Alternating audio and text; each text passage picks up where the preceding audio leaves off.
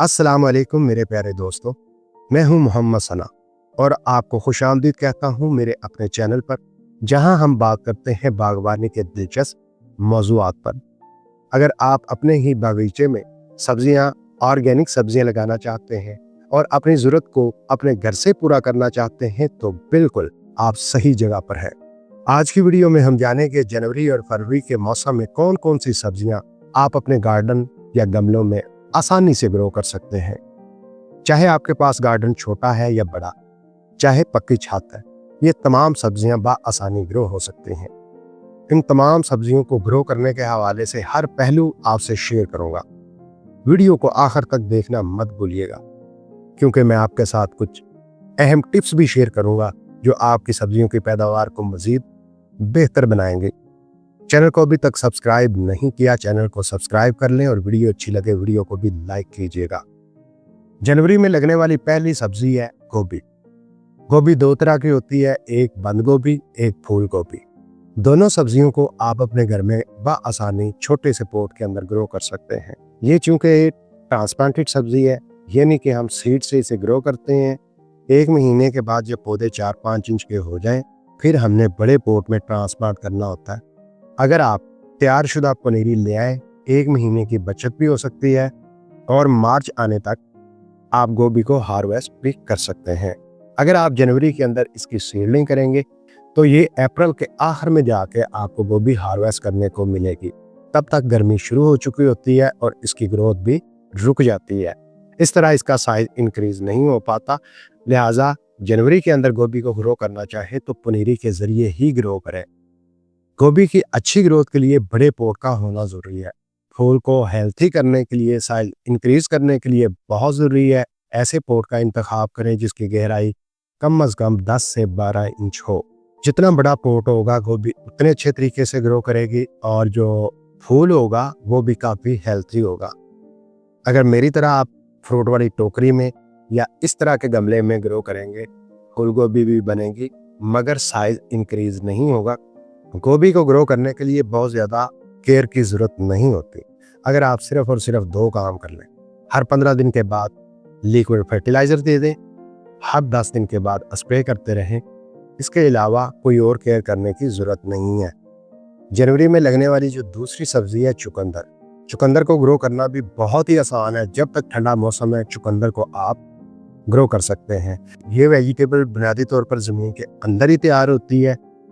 अगर 2 बातों का ख्याल रखा जाए तो चुकंदर आसानी ग्रो हो सकती है। पहली बात, ऐसे पोट का इंतखाब करें जिसकी गहराई कम अज कम 12-14 इंच हो और सेकंड नंबर पर मट्टी रेतली होनी चाहिए। ये ज़ेरे ज़मीन ग्रो होने वाली सब्जी है, इसलिए मट्टी की गहराई होना भी ज़रूरी है और मट्टी का रेतला होना भी ज़रूरी है। और मट्टी को हमा वक्त नम रखें, खुश्क ना होने दें। 15-20 दिन के वक्फे पर किसी भी खाद का इस्तेमाल कर लें और जब पौधे पत्तियां बढ़ जाएं तो इसके ऊपर इंसेक्ट का अटैक होता है और उस दौरान स्प्रे करते रहें तो चुकंदर हमें तकरीबन 70 से 80 दिन के बाद हार्वेस्टिंग करने को मिल सकती है। इसके अलावा कोई इसकी इजाफी केयर की भी ज़रूरत नहीं होती। इसी तरह वेजिटेबल नंबर 3 है अदरक। अगर आप अदरक लगाना चाहते हैं तो जनवरी के आखिर में या फरवरी में लगाएं। अदरक दरअसल मौसम गर्मा की सब्जी है और तकरीबन 5 से 6 महीने में ये तैयार होती है और ज़ेरे ज़मीन तैयार होती है। अदरक को ग्रो करने के लिए बिल्कुल उसी तरह का फार्मूला अपनाया जा सकता है जिस तरह हम आलू को लगाते हैं, यानी कि तोड़े के अंदर मट्टी भरी रेतली और उसके अंदर अदरक की सीडलिंग करते हैं। अदरक को ग्रो करने के लिए कोई और इजाफी केयर की ज़रूरत नहीं है। अगर अभी से अदरक को लगा दिया जाए तो जून जुलाई में जाके अदरक आपको हार्वेस्टिंग करने को मिल सकता है। आगे आ जाते हैं, वेजिटेबल नंबर 4 है जी पालक। पालक एक ऐसी सब्जी है जो आसानी ग्रो होती है। सिर्फ और सिर्फ आपने सिंपल 3 काम करने हैं। पहला, खुले पोट का इंतखाब करें, गहरा ना भी हो, ओपन होना चाहिए। जमीन में लगाएं तो उसके रिजल्ट की तो क्या बात है। दूसरी बात यह है कि मट्टी न्यूट्रिएंट से भरपूर हो और रेतली हो। तो न्यूट्रिएंट से भरपूर बनाने के लिए हम कंपोस्ट का ज्यादा इस्तेमाल करेंगे।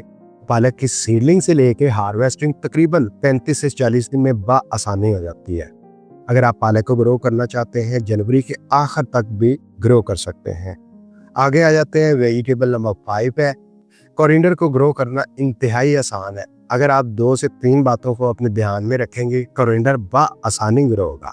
पहले नंबर पर जब आप धनिया के बीजों का इंतखाब करें तो ऐसा धनिया होना चाहिए जो ब्लैक या ब्राउन ना हो और फ्राइड ना हो। अमूमन जो मार्केट से धनिया मिलता है या हमारे घरों में मौजूद होता है वो फ्राइड धनिया होता है। उसे ग्रो करते हैं तो बीज फूटते नहीं है। वो इसीलिए नहीं फूटते, या तो वो बहुत ज़्यादा पुराना होता है या वो फ्राइड होता है।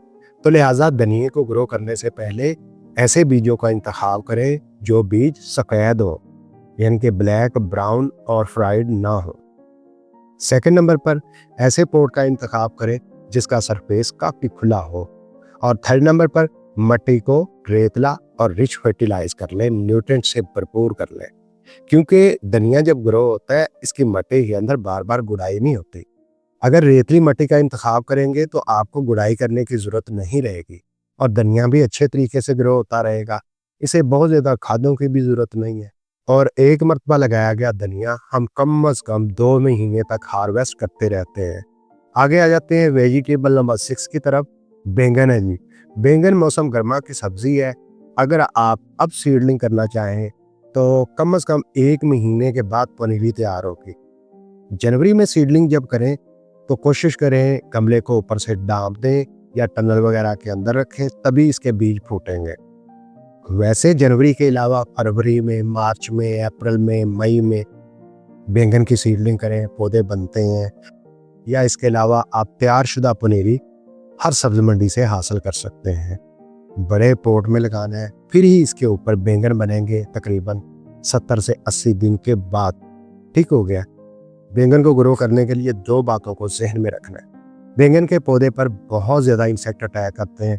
इसके ऊपर स्प्रे तसलसल से करते रहें, बैंगन का पौधा ऊपर से महफूज रहेगा। और दूसरे नंबर पर बैंगन के लिए बहुत ज़्यादा खादों का इस्तेमाल करना पड़ता है। खादों की कमी की वजह से पौधा भी सही ग्रो नहीं होता और इसके ऊपर जो फूल बनते हैं जड़ जाते हैं, यानी कि बैंगन में मुंतकिल नहीं होते।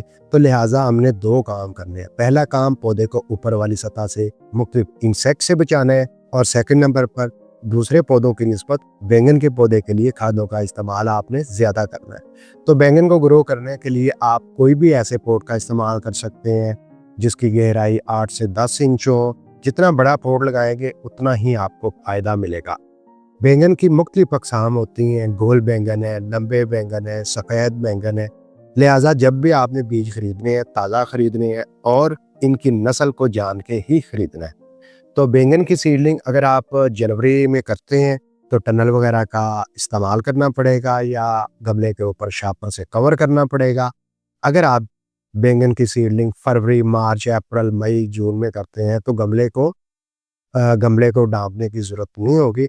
बैंगन की सीडलिंग से लेके बैंगन हार्वेस्ट करने का जो दुरानिया होता है तकरीबन 70 से 80 दिन होता है। अगर आप पनीरी ले आए तो 60 दिन के अंदर आपके बैंगन के पौधे पर बैंगन बनना शुरू हो जाते हैं और आप उसे यूज़ में ला सकते हैं। इसी तरह वेजिटेबल नंबर 7 है सलाद पत्ता। सलाद पत्ता को आप जनवरी के आखिर तक ग्रो कर सकते हैं, उसके बाद नहीं ग्रो कर सकते। सलाद पत्ता लगाने से हार्वेस्टिंग में तकरीबन 40 से 50 दिन का दुरानिया चाहिए होता है। अगर हम जनवरी के शुरू में ही सलाद पत्ते की सीडलिंग कर लेंगे तो फरवरी के मिड तक हमें सलाद पत्ता मिलना शुरू हो जाएगा। मज़ीद इसे सलाद पत्ते को ग्रो करना इंतहाई आसान है, बहुत ही आसान है। जिस तरह हम पालक को ग्रो करते हैं सलाद पत्ते को भी ऐसे ही ग्रो करना होता है। सलाद पत्ते की सीडलिंग करने से पहले आप सिर्फ और सिर्फ 2 बातों का ध्यान रखें। इसकी मिट्टी तैयार करने के लिए 50% आप गार्डन सॉइल ले लें, 50% आप कंपोस्ट का इस्तेमाल करें। ऐसे मिक्सचर में सलाद पत्ते की सीडलिंग करें। आपको ज़्यादा से ज़्यादा 1.5 महीने के अंदर सलाद पत्ता हार्वेस्टिंग करने को मिल सकता है। अगर आपने अपने गार्डन में कभी भी सलाद पत्ता नहीं लगाया, इस दफ़ा सलाद पत्ता अभी से लगाएं। एक बीज से एक पौधा बनता है और एक पौधे से कम अज़ कम 30-30, 40-40 पत्तियाँ बनती हैं जो हम हार्वेस्ट साथ साथ करते रहते हैं। सलाद पत्ते को मज़ीद बहुत ज़्यादा केयर की ज़रूरत नहीं होती। मिट्टी वेल ड्रेन, रिच फर्टिलाइज हो और हफ्ते 10 दिन के वक्त पर नाइट्रोजन प्रॉपर्टीज़ वाली लिक्विड फर्टिलाइज़र का इस्तेमाल करते रहें। सलाद पत्ता आसानी ग्रो होता है और हमारे घर से कम से कम 2-2.5 महीने सलाद पत्ता ख़त्म होने वाला नहीं होता। थोड़े से बीज लगाएं ताकि उनको आप संभाल भी सकें, ज़ाया होने से बचें। आगे आ जाते हैं जी वेजिटेबल नंबर 8 की तरफ, टमाटर। टमाटर एक ऐसी सब्जी है जो साल में ना तकरीबन 7 से 8 महीने हम ग्रो कर सकते हैं। जनवरी में इसकी सीडलिंग करते हैं, मार्च के आखिर तक जाकर टमाटर बनना शुरू हो जाएंगे और ये सिलसिला तकरीबन मई तक जारी रहेगा। जब शदीद गर्मी शुरू हो जाती है, टमाटर ग्रो करना छोड़ देता है, पत्तियां झुलस जाती हैं, जो टमाटर बनते हैं बहुत छोटे साइज के रह जाते हैं।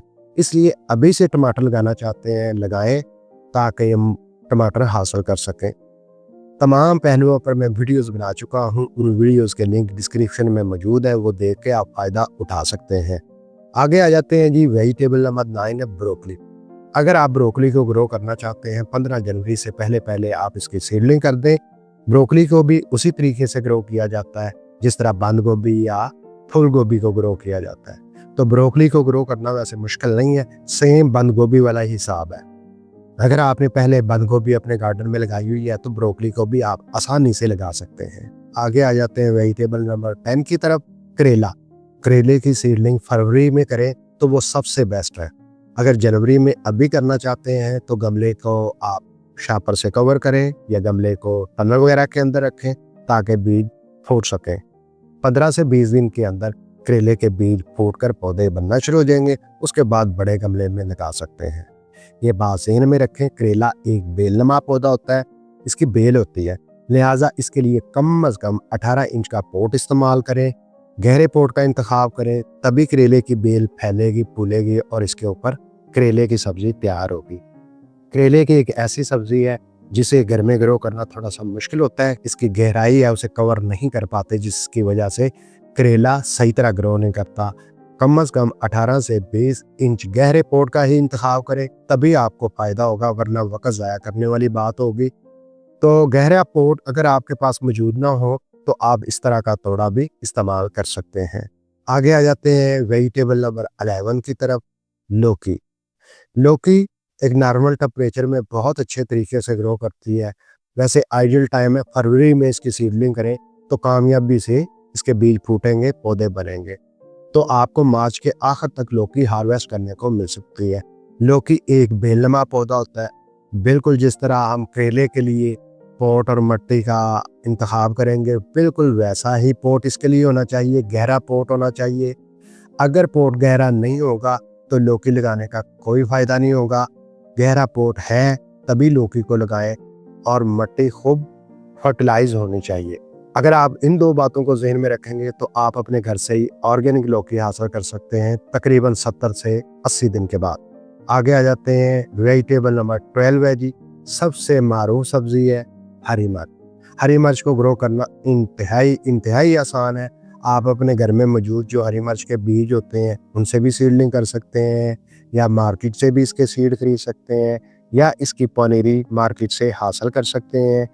जैसे जैसे मौसम में शिद्दत पैदा होगी यानी कि गर्मी बढ़ती जाएगी, हरी मिर्च भी बआसानी खुद ब खुद अच्छे तरीके से ग्रो होती रहेगी और आप अपने घर से ही मिर्चें हासिल कर सकते हैं और ऑर्गेनिक मिर्चें हासिल कर सकते हैं।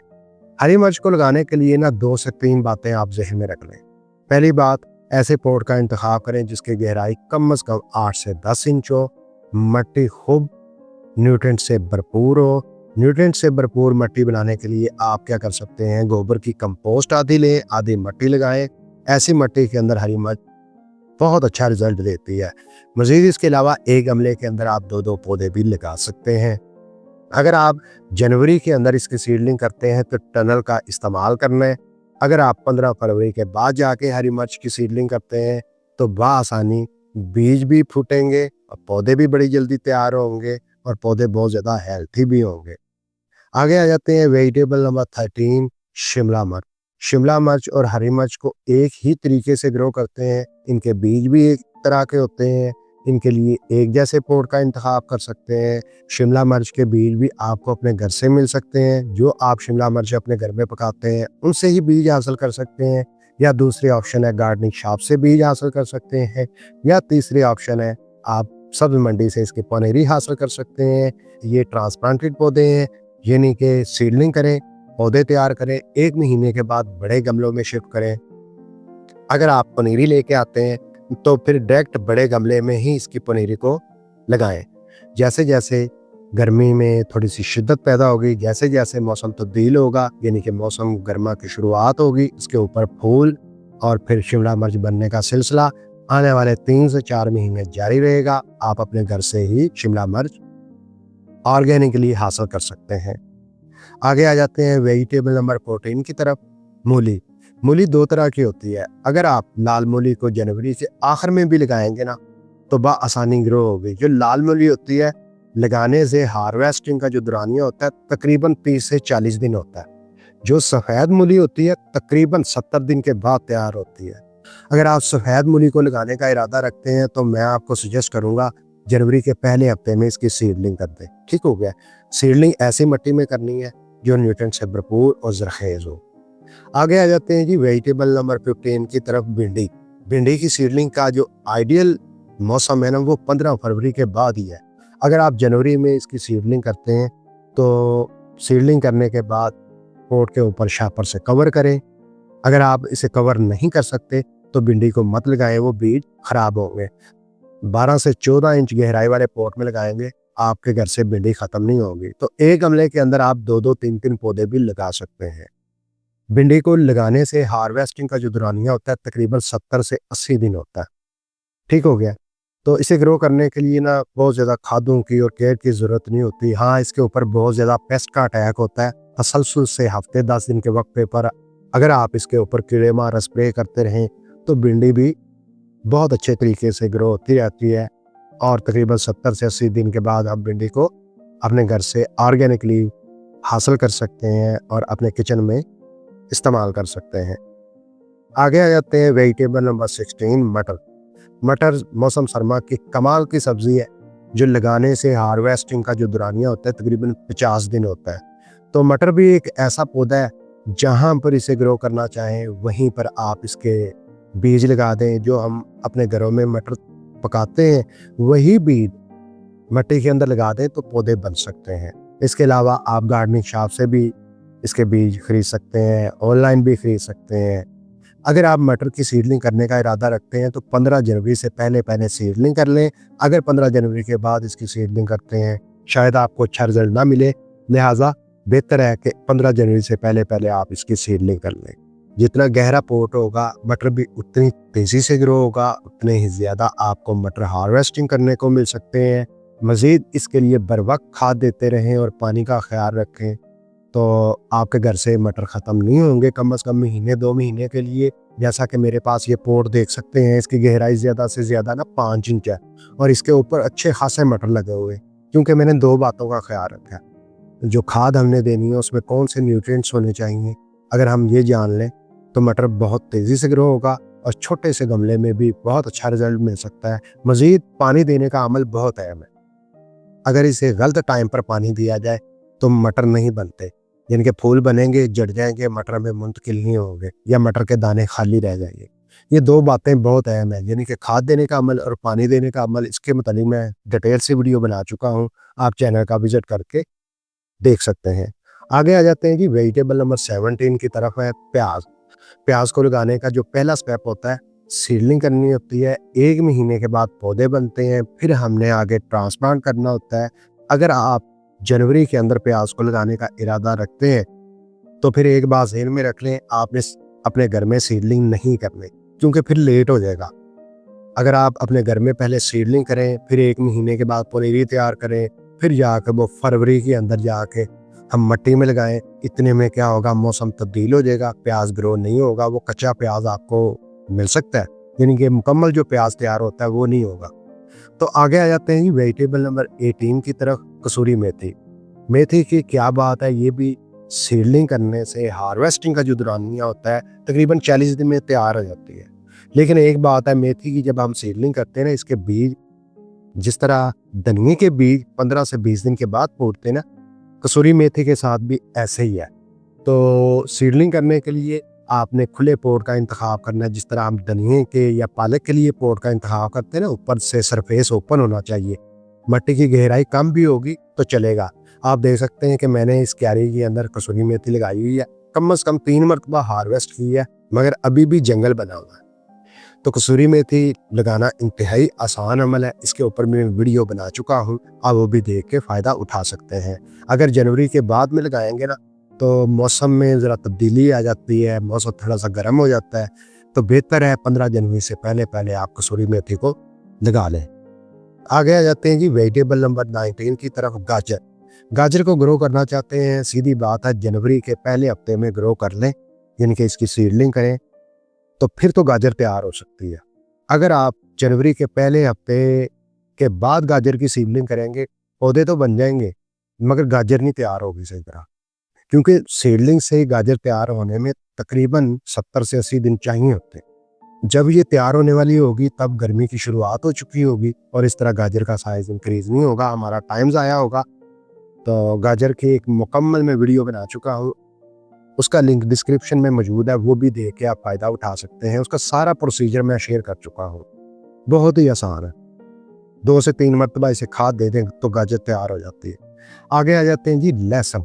लहसुन आपके पास ऑप्शन है, अगर आप लगाना चाहें तो इसे भी जनवरी के पहले हफ्ते में आप ग्रो कर सकते हैं। लहसुन के हवाले से भी मैं डिटेल से वीडियो बना चुका हूँ, उसका भी लिंक डिस्क्रिप्शन में डाल रहा हूँ, वो देख लें। सारा मैंने मिट्टी को तैयार करने का और लगाने का तरीका, पानी देने का तरीका, मज़ीद इसकी केयर टिप्स जो करनी होती है बहुत आसान है, आप उनको देख के समझ सकते हैं। आगे आ जाते हैं जी वेजिटेबल नंबर है 21, पुदीना। पुदीना वैसे तो पूरा साल ग्रो करता है, शदीद तरीन सर्दी और शदीद तरीन गर्मी के अंदर इसकी ग्रोथ रुक जाती है। अगर आप इसकी केयर टिप को जानते हो तो साल भर, यानी कि शदीद गर्मी के बावजूद भी ग्रो कर सकते हैं, शदीद सर्दी के बावजूद भी ग्रो कर सकते हैं। तो पुदीने को भी ग्रो करने के हवाले से मैं डिटेल से वीडियोस बना चुका हूँ।